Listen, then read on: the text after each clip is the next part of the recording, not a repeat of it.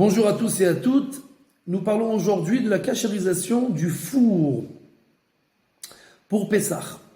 Alors, bien entendu, comme d'habitude, on attend 24 heures et on nettoie à fond avec du Sainte-Moritz ou des trucs comme ça, des dégraissants qui sont très forts.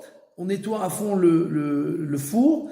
Souvent, dans les portes, dans les coins des portes, etc., il faudra faire attention qu'il n'y ait pas de miettes parce qu'il y a souvent beaucoup de miettes là-bas, beaucoup de chametz. Donc si on n'arrive pas à arriver partout, il faudra en tout cas verser là-bas des quantités de Sainte-Moritz et de dégraissants, etc., pour en tout cas ça devienne impossible à manger même pour un chien.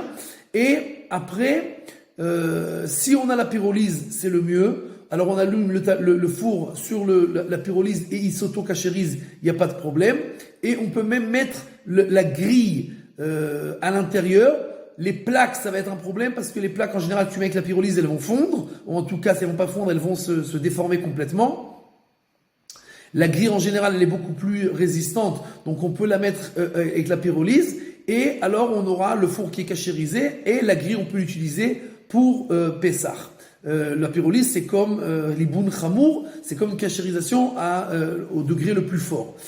Si on n'a pas la pyrolyse, alors, comme on a dit, les plaques, on peut pas les utiliser. Il faudra acheter des plaques spéciales pour Pessah. S'il n'y a pas de plaques spéciales pour Pessah qu'on peut prendre pour ce four-là, alors on utilisera des plateaux en aluminium jetables qu'on utilise une fois et qu'on jette après.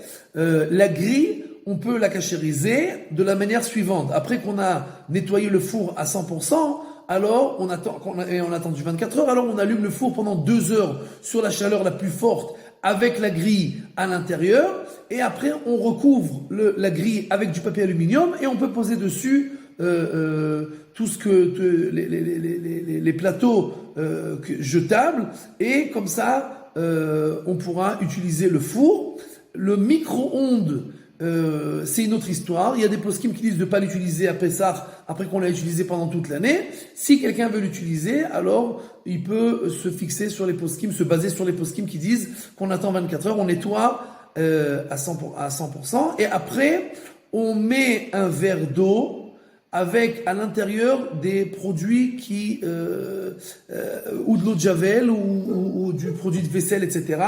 Et on allume ça pendant 4-5 minutes, donc à ébullition, on fait bouillir l'eau, et quand on ouvre la porte, en fait, l'eau, elle a dû éclabousser partout, c'est ça le but du jeu.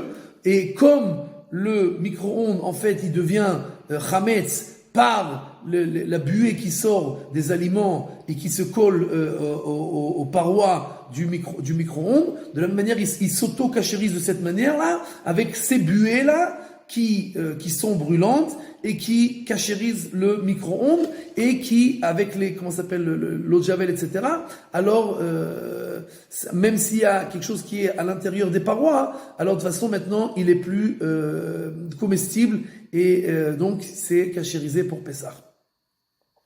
La plata de Shabbat, avec la plata de Shabbat, alors si quelqu'un fait attention toute l'année de la recouvrir avec du papier aluminium, c'est beaucoup plus simple. Il l'allume pendant une demi-heure et il continue après pendant Pessah à la recouvrir avec du papier aluminium.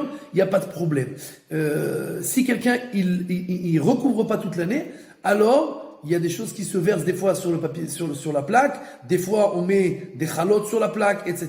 Donc là, en fait, ce qu'on devrait faire, c'est l'iboun chamour. On devrait en fait passer au chalumeau la plaque, mais bon, n'essayez pas parce que ça, elle va pas aimer ça la plaque du tout, la plata de Shabbat.